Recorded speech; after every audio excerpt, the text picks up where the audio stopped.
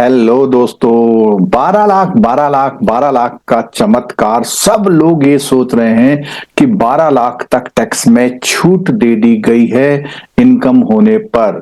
But इसमें भी कुछ ऐसे सवाल हैं जो आपके मन में बराबर आ रहे हैं, जैसे अरे ओल्ड रिजाइन का क्या हुआ, पुराना जो स्कीम था उसका क्या हुआ। किसी की अगर सैलरी 12 लाख 1 हजार हो जाए तो क्या उसको पूरे 12 लाख 1 हजार पे टैक्स देना पड़ेगा? 75 हजार की डिडक्शन है। इसका मतलब 12 लाख 75 हजार पर कोई टैक्स नहीं देना है। लेकिन कुछ लोग तो कह रहे हैं कि 13 लाख 67 तक कोई टैक्स नहीं देना है। कुछ लोग कह रहे हैं कि अगर आपका थोड़ा बहुत टैक्स बनेगा तो केवल आप ऊपर की इनकम के बराबर टैक्स देना, पूरा टैक्स मत देना। दोस्तों, इस वीडियो में जानते हैं इस 12 लाख की सच्चाई, और पुराना ओल्ड रिजाइम जो था वो अब रहेगा, उसका क्या औचित्य है, आपको कौन सा चुनना चाहिए, इस वीडियो में पूरा बताया जाएगा। दोस्तों, अभी तक चैनल सब्सक्राइब नहीं किया तो चैनल जरूर सब्सक्राइब कर लीजिए, क्योंकि इस तरह के जो भी नोटिफिकेशंस आते हैं, अपडेशंस आते हैं, आपको बेहतरी से मिल पाए, खासकर से उन लोगों को जो सैलरीड क्लास हैं। और इस लिंक को उन सबके साथ शेयर भी जरूर कीजिएगा। और अगर आप बहुत ज्यादा जानकारी चाहते हैं अपने बारे में, तो इसमें नीचे एक लिंक दिया हुआ डिस्क्रिप्शन बॉक्स में, उसमें अपने इनकम के बारे में कुछ इंफॉर्मेशन दीजिएगा, तो हम आपको बता देंगे आपके लिए ओल्ड वाला अच्छा रहेगा या न्यू वाला। तो दोस्तों, चलते हैं वीडियो की ओर। दोस्तों, सबसे पहले हम जान लेते हैं कि जो नया 12 लाख वाला अनाउंसमेंट हुआ है उसमें क्या खास बात है। देखिए, 12 लाख का अनाउंसमेंट हुआ है, लेकिन जो सैलरीड क्लास है, क्योंकि हम में से जो वीडियो देख रहे हैं अधिकतर लोग सैलरीड हैं और 12 लाख के आसपास है, नहीं तो नया वाला पे कमीशन आपको इस रेंज में जरूर ले आएगा। तो उम्मीद करिए कि नेक्स्ट ईयर की जब इनकम टैक्स रिटर्न भरेंगे तो ये जानकारी आपके लिए बहुत काम आने वाली है। तो 12 लाख अगर आपकी इनकम है, सैलरीड है, तो सरकार ने आपको 75 हजार रुपए का डिडक्शन भी दिया, स्टैंडर्ड डिडक्शन। इसका मतलब 12 लाख 75 हजार तक अगर आप सैलरीड हैं तो अगले आने वाले साल में जो इनकम टैक्स रिटर्न की, यानी कि जो आपका साल का, जब अगले साल रिटर्न भरेंगे, यानी कि 1 अप्रैल 2025 से लेके 31 मार्च 2026 तक की इनकम की रिटर्न जो उससे भी अगले साल भरेंगे, उसमें जानकारी काम आएगी। दोस्तों, तो 12 लाख 75 हजार तक सैलरीड क्लास के लिए कोई टैक्स नहीं, बिल्कुल सच्चाई है इसमें। लेकिन अगर 12 लाख से ऊपर है, यानी 12 लाख 75 हजार से ऊपर है, तो क्या होगा? दोस्तों, इससे पहले हम आगे बढ़े, एक बार हम जो हमारे स्लैब्स हैं उसके बारे में बात कर लेते हैं, क्योंकि कैलकुलेशन तभी आपको समझ में आने वाली है।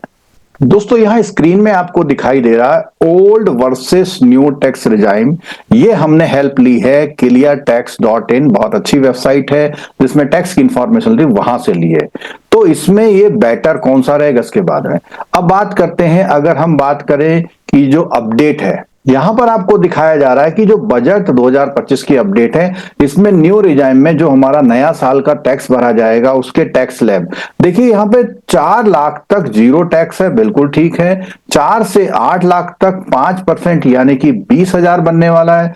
8 लाख से 12 हजार 10% यानी कि 40 हजार। 12 लाख से 16 हजार 15% यानी कि 60 हजार। और 16 लाख से 20 हजार रुपए यानी 20% यानी 80 हजार। और 20 लाख से 24 लाख तक 25% यानी 1 लाख। और अबव 24 लाख 30%। ये तो है दोस्तों मेन टैक्स की बात। अब दोस्तों, इसे में एक बात आती है कि ये जो 12 लाख की टैक्स की छूट है, ये 12 लाख की इनकम की छूट ना हो करके, अगर आपका टैक्स 60 हजार तक बन रहा है तो आपको इसमें कोई भी टैक्स नहीं देना है, जो कि पहले 25 हजार था। अब 60 हजार का टैक्स कैसे बनेगा?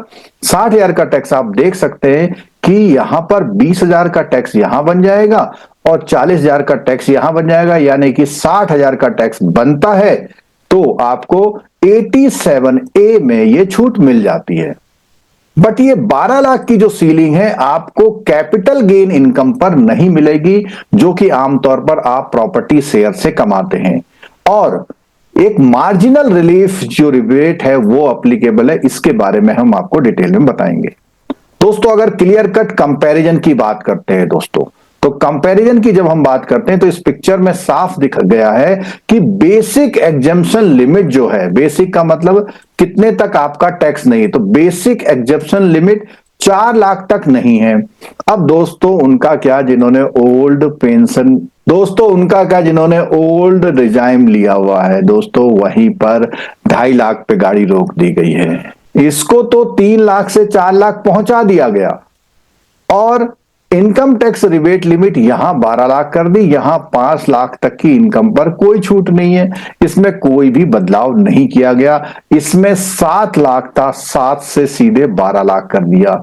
50,000 का स्टैंडर्ड डिडक्शन था इस पुरानी स्कीम में। ये पुरानी स्कीम में कोई भी चेंज सरकार ने नहीं किया। दोस्तों इस बारे में आपको बता दूं, उन्होंने कहा कि हम पुरानी स्कीम धीरे धीरे फेज आउट करेंगे, लेकिन लोग कहां मानने वाले। लोग तो कह रहे नहीं, पुरानी स्कीम में मैंने हाउसिंग लोन लिया हुआ है, एनएससी ली हुई है, लाइफ इंश्योरेंस लिया हुआ है, बच्चों की फीस देता हूं, हाउसिंग लोन का प्रिंसिपल पेमेंट करता हूं, हेल्थ इंश्योरेंस लेता हूं, फिजिकल डिसेबिलिटी का भी मुझे 75,000 का फायदा मिलता है। दोस्तों ये सारी रिबेट की कैलकुलेशन की झंझट सरकार ने खत्म कर दी। क्यों? आप कैसे भी कैलकुलेट कर लिए, आप सबके लिए 12 लाख पहुंचा दिया, तो पुरानी स्कीम कौन देखेगा। एक तरह से यूं कहिए कि जब हम अभी कैलकुलेशन बताएंगे आप भी कहेंगे अरे ये सब कैलकुलेशन छोड़ो और इस बार मैं रिटर्न, यानी कि 1 अप्रैल 2026 के बाद जो मैं रिटर्न भरूंगा पिछले साल वाली, उसको मैं नए से भरूंगा। क्यों? मुझे 10, 20, 30 हजार का फायदा हो रहा है। हाँ, यहां मैं ये जरूर बता दूं, हो सकता है सरकार अगले साल इस पुराने रिजाइम में कुछ फायदा दे दे, तब क्या करेंगे? तब कहेंगे अरे यार ये तो गलती हो गई। लेकिन ऐसी उम्मीद बहुत कम है। सरकार ने तो बिल्कुल क्लियर कट मन बना लिया। उसने कहा कि जी ट्रेन के किराए, हमने इस पर्टिकुलर ट्रेन के किराए कम कर दिए, लेकिन वो ट्रेन ही चलानी बंद कर दी, तो क्या फायदा उस रिबेट का। यहां पर जो स्लैब है, पुराने वाले स्लैब में बिल्कुल भी छेड़छाड़ नहीं की गई, जबकि यहां पर स्लैब चेंज कर दिए गए और एक अच्छा बेनिफिट यहां पर उन्होंने इस स्लैब का दे दिया। दोस्तों यहां पर दर्शाया गया है कि जो इनकम है, अगर कोई भी नई वाले स्लैब में जाता है तो यहां पर आपकी इनकम का क्राइटेरिया दिया गया है और यहां दिया हुआ सेविंग्स का। तो अगर आप ऐसी सेविंग करते हैं और ऐसी इनकम है तो उन्होंने साफ साफ बताया है कि कौन सा आपका बेनिफिशियल रहेगा। अगर आप 10 लाख की इनकम करते हैं और 2.5 लाख तक की सेविंग करते हैं तो आपके लिए न्यू सही रहेगा। अगर आपकी सेविंग 10 लाख के इनकम में यहां पहुंचती है तो आपके लिए दोनों है, क्योंकि वहां तो 12 लाख में तक में कोई इनकम है ही नहीं और यहां पे 5 लाख से ज्यादा अगर आप सेविंग कर रहे हैं तो आपकी इनकम 5 से कम हो जा रही है, तो बात खत्म हो गई। लेकिन अगर आपकी इनकम 13,50,000 है तो आपको यहां पर जो फायदा मिल रहा है, यहां तक तो फायदा मिल रहा है अगर आप 5 लाख की सेविंग कर रहे हैं तब, लेकिन उससे ज्यादा की सेविंग है तो उन्होंने बताया कि आपको ओल्ड स्कीम फायदेमंद रहने वाली है। और अगर आप 17 लाख पे हैं तो डेफिनेटली न्यू वाले में यहां तक फायदा है। अगर आपकी सेविंग इससे ज्यादा है तो मैं अभी चार्ट बताऊंगा तो इससे ज्यादा सेविंग के बहुत कम केसेस आपको मिलेंगे। इसी तरह 20,50,000 की है, डेफिनेटली आपको नए में फायदा है। कब? जब तक आपकी सेविंग 7,15,000। अगर आपकी सेविंग जो है 7 इससे ज्यादा है, सेविंग मीन्स जो डिडक्शंस हैं आपके, ठीक है, और 24 लाख है तो यहां तक न्यू है और ये 7,75,000 की सेविंग है तो दोनों में लगभग एक है।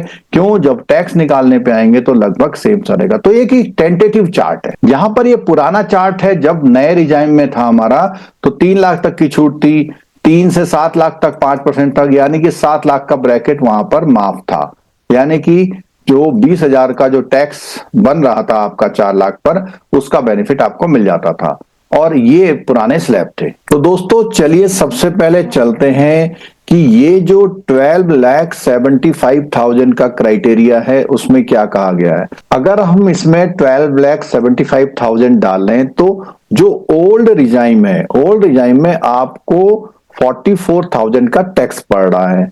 लेकिन अगर आप नए वाले सिस्टम पे जाते हैं तो आपको जो 60,000 का टैक्स पड़ रहा है वो 87A के तहत छूट मिल जाएगी, यानी कि 0 टैक्स है। तो इसका मतलब ये हुआ कि जो भी 12,75,000 वाला है वो नए में ही फायदेमंद है। अब हम देखते हैं कब तक दोनों जो टैक्स हैं वो लगभग बराबर हैं। अगर मैं यहां पर इनकम 11 लाख कर दूं, यहां पर इनकम 11 लाख कर दूं, तो देख रहे हैं आप कि 11 लाख में ही आपको लगभग वो बेनिफिट मिल पा रहा है। 11 लाख, अगर 11 लाख में यहां पर लगभग 20,000 कर देता हूं, 11 लाख 20,000, तब भी बेनिफिट मिल रहा है। यानी कि जब तक ये 12,500 होगा ये वाला, तब तक तो आपको इस पुराने वाले सिस्टम में छूट मिल पाएगी। तो मैंने अब 12,30 कर दिया, तो 12,30 करते ही देखिए जंप मार गया हूं। तो ये जो छूट है वो 11,20,000 के लगभग आईडीए में सबकी बराबर रहने वाली है। यानी कि 11,20,000 चाहे नए में करें या पुराने में करें, आपको नेट टैक्स जीरो पड़ रहा है। लेकिन जैसे ही 11,20,000 की जगह जैसे ही 11,30,000 के आसपास पहुंच रहे हैं, तो आप देख पा रहे हैं कि भैया पुराना सिस्टम आपको दंड देने लग गया। तो वो लोग और 8 पे कमीशन की सब तैयारी कर रहे हैं, और अधिकतर लोग जो मिडिल वाले ग्रुप वाले हैं जिनकी सैलरी आज की तारीख में लगभग 1 लाख के आसपास है या 80,000 के आसपास है, वो डेफिनेटली 8 पे कमीशन में 12 लाख से ऊपर पहुंचने वाले हैं। तो दोस्तों इस तरह मैं ये बताना चाह रहा हूं कि अब पुराने रिजाइम का ये जो सारी छूट्स आपने यहां पर लेख रखी हैं, ये लिखी हुई हैं, इनका कोई भी फायदा नहीं मिलने वाला। एक तरह से ये कहें कि कैलकुलेशन इतनी आसान हो जाएगी इसकी, सीधे यहां पर आप अमाउंट रखिए 12 लाख और सैलरीड है तो 12,75 रखिए, तो आपको पूरी जो छूट मिल रही है वो 60,000 के टैक्स की मिल रही है, लेकिन यहां 44,000 का टैक्स आपको देना पड़ रहा है। ठीक है, अब दोस्तों समझते हैं मार्जिनल रिलीफ वाला क्या फंडा है। ठीक है, 12,75,000 की जगह मैं अपनी इनकम डाल देता हूं 12,76,000 रुपए। जैसे ही 12,76 डालता हूं तो मेरा यहां पे टैक्स बनना शुरू हो जाता है। ठीक है दोस्तों, अब इसमें मैं डाल देता हूं 13 लाख, मान लिया 13 लाख डालते ही मुझे 26,000 का टैक्स पड़ रहा। तो जब 12,75 में मुझे टैक्स पड़ रहा था, वो पड़ रहा था कितने का? जीरो का। केवल 25,000 ज्यादा कमाने से मुझे वही 25,000 का टैक्स पड़ जा रहा। तो इसमें यह कहा गया है कि अगर आपकी इनकम 13,50,000 हो जाए, मान लिया 13,50,000 होती है, तो आपको देखो कितना टैक्स दो। तो जो भी आपका अमाउंट एडिशनल इनकम वाला है, उस एडिशनल इनकम में उतना ही अमाउंट का टैक्स आपको बनेगा, क्योंकि अगर वो रेगुलर इसकी कैलकुलेशन हो जाए तो आपका टैक्स ज्यादा बढ़ जाएगा। देखते हैं कैसे। दोस्तों जैसे ही मैंने यहां पे 13 लाख रुपए डाला, तो 13 लाख में यहां दिखा रहा है कि इस स्लैब में आपको 25,000 का टैक्स पड़ेगा, लेकिन इन स्लैब पर भी टैक्स पड़ेगा, क्योंकि रूल यह है कि अगर आपकी इनकम जैसे ही 12 लाख से ऊपर जाती है तो आपका शुरू से टैक्स कैलकुलेट होना शुरू हो जाता है। तो वहां पर 4 लाख तक जीरो, और 4 से 8 लाख पर आपका जो है 20,000, और 8 लाख से 12 लाख 40,000, यानी कि अगर हम इसको जोड़ते हैं तो ये बन जाता 75,000 टैक्स। तो आप कहोगे साहब जरा सा 25,000 बढ़ने से 75, तो इसके लिए एक विशेष छूट दी गई है कि वो 60,000 का कोई टैक्स आपका नहीं लगेगा। कब तक नहीं लगेगा वो देखते हैं। और यहां पर आपको केवल 25,000 का टैक्स पड़ रहा है, जबकि कैलकुलेशन के हिसाब से हम देख रहे हैं यहां पर 15,000 आ रहा है। तो टोटल अगर देखें तो 75 आ रहा है। तो उन्होंने कहा कि जो भी आपकी एडिशनल इनकम हो रही है, जो 12 लाख का बेसिक स्लैब है, सिर्फ वही टैक्स आपको देना है, और वही टैक्स के हिसाब से आपका 25,000 प्लस सरचार्ज। तो ये है मार्जिनल रिलीफ। दोस्तों देख, बिल्कुल साफ साफ दिखाई दे रहा है कि टैक्स बन रहा 75,000, लेकिन सरकार ले रही है कितना? केवल 25,000, जो कि आपकी ऊपर की आमदनी है। अब मान ले यहां पर हम 13,45,500 रख लेते हैं। जैसे ही हम 13,45,500 रख रहे हैं, तो आपका टैक्स एकदम से कहां पहुंच जा रहा है? 73,000 पर। तो आप ये देखिए कि 13 लाख के ऊपर बढ़ते बढ़ते एक जगह जाके एकदम से 73,000 हो जा रहा है।